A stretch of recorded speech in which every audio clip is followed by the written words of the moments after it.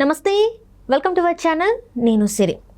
CS Jawahar Reddy గారి కేసులో అయితే కొత్త ట్విస్ట్లు అయితే బయటకు వస్తున్నాయి, కొత్త పేర్లు కూడా వినిపిస్తున్నాయి.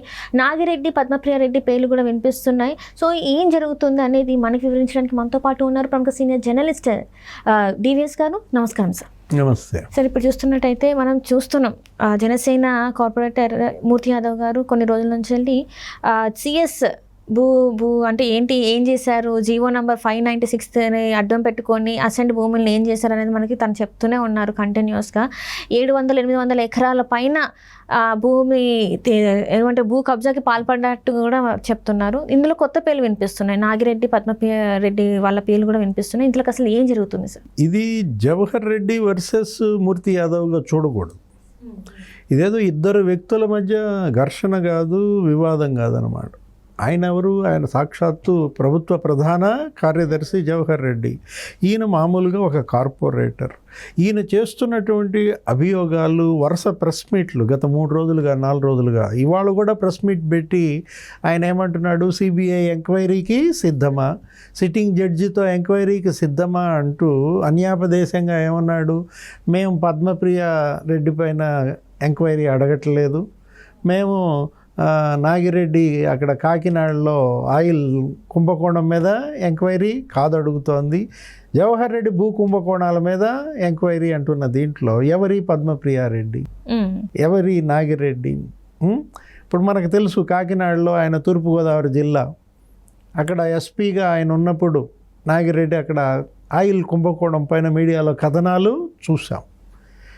వాటిని కూడా ఈయన ప్రస్తావిస్తూ వీళ్ళందరి యొక్క అవినీతిని టార్గెట్ చేస్తున్నాడు మూర్తి యాదవ్. స్పష్టంగా చెప్తున్నాడు, ఏది ఆ పూసపాటి రేగ అక్కడ జరిగినటువంటి భూముల రిజిస్ట్రేషన్లు, అక్కడ ఆనందపురం పద్మనాభం గ్రామంలో రిజిస్ట్రేషన్లు 700 ఎకరాలు అసైన్డ్ భూములు రిజిస్ట్రేషన్స్, దాంట్లో పలానా సుభాష్ అనే పేరు మీద, ఎవరు అగర్వాల్ అనే పేరు మీద రిజిస్ట్రేషన్లు జరిగాయని పేర్లతో సహా చెప్పాడు. ఎవరా సుభాష్, ఎవరా అగర్వాల్, వీళ్ళ బినామీలు అని మూర్తి యాదవ్ అంటున్నాడు.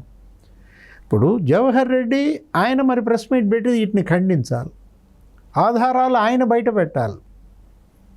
వీళ్ళు ఇవాళ నిందలేసింది జవహర్ రెడ్డి మీద, బురద కడుక్కోవాల్సిన బాధ్యత ఆయన పైన ఉంది. ఎవరిపైన? సిఎస్ గారి పైన అనమాట.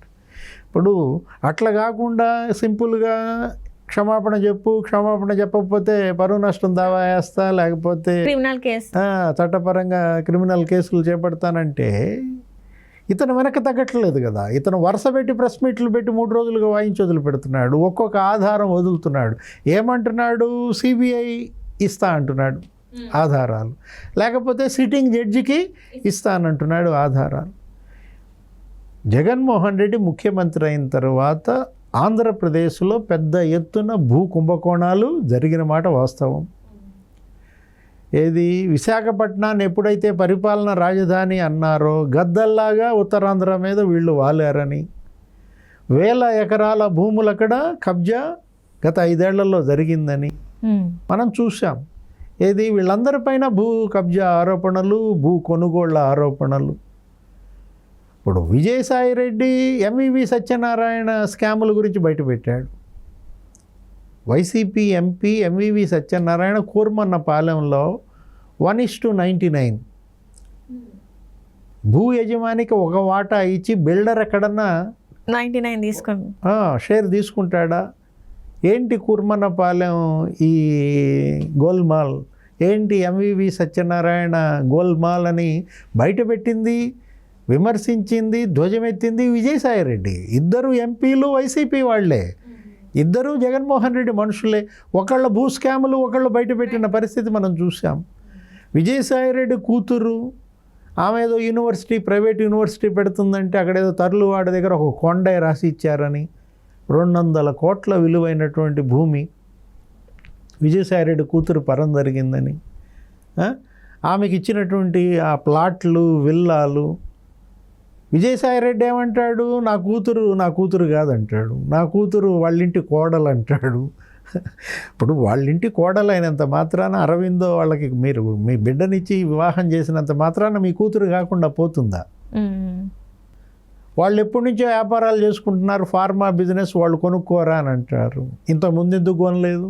ఇప్పుడు జగన్మోహన్ రెడ్డి ముఖ్యమంత్రి అయినాకే ఎలా కొన్నారు? వీటన్నిటికీ కూడా విజయసాయిరెడ్డి, సుబ్బారెడ్డి, తర్వాత అక్కడ కోడిగుడ్డు మంత్రి ఎవరో కబ్జా చేసినట్టు, సొంతం చేసుకున్నట్టు మీడియా కథనాలు, ప్రతిపక్షాల విమర్శలు, వీటన్నిటిపైన కూడా ఉన్నత స్థాయి విచారణ జరిపించమని తెలుగుదేశం డిమాండ్ చేస్తోంది, జనసేన డిమాండ్ చేస్తోంది. దీనికోసమేనా విశాఖపట్నం మీరు రాజధానిగా కావాలంటోంది? దీనికోసమేనా ఇప్పుడు రేపు కూడా సెకండ్ ఛాన్స్ మళ్ళీ ఇస్తే సీఎంగా జగన్మోహన్ రెడ్డి విశాఖలో ప్రమాణ స్వీకారం చేస్తానంటోంది? వాళ్ళు ఏమంటున్నారు? అమరావతిలో మొదటిసారి ప్రమాణ స్వీకారం చేశారు, అమరావతి అధోగతి. ఇప్పుడు మళ్ళా మీ అడుగు విశాఖపట్నంలో పెట్టి ఇక్కడ ప్రమాణ స్వీకారం చేస్తే విశాఖ బంగాళాఖాతంలో కలిసిపోవటమా? ఇలా భయపడే పరిస్థితి అన్నమాట. మూర్తి యాదవ్ చేస్తున్నటువంటి ఆరోపణల పైన నిగ్గు తేల్చాల్సిన బాధ్యత ఎవరిది? రాష్ట్ర ప్రభుత్వానిది. ఆ ప్రభుత్వ ప్రధాన కార్యదర్శిది. ఏకంగా ప్రభుత్వ ప్రధాన కార్యదర్శి పైనే అభియోగాలు వచ్చినప్పుడు ఒక పార్టీ కాదు కదా, జనసేన ఒకటైనా ఆరోపిస్తోంది, మూర్తి యాదవ్ ఒక్కడైనా. బీజేపీ అయినా విమర్శించారు. ఆర్డి విల్సన్ అసలు స్కాములన్నీ క్వశ్చన్ చేశాడు, అసైన్డ్ చట్టం ఎందుకు మార్చారని.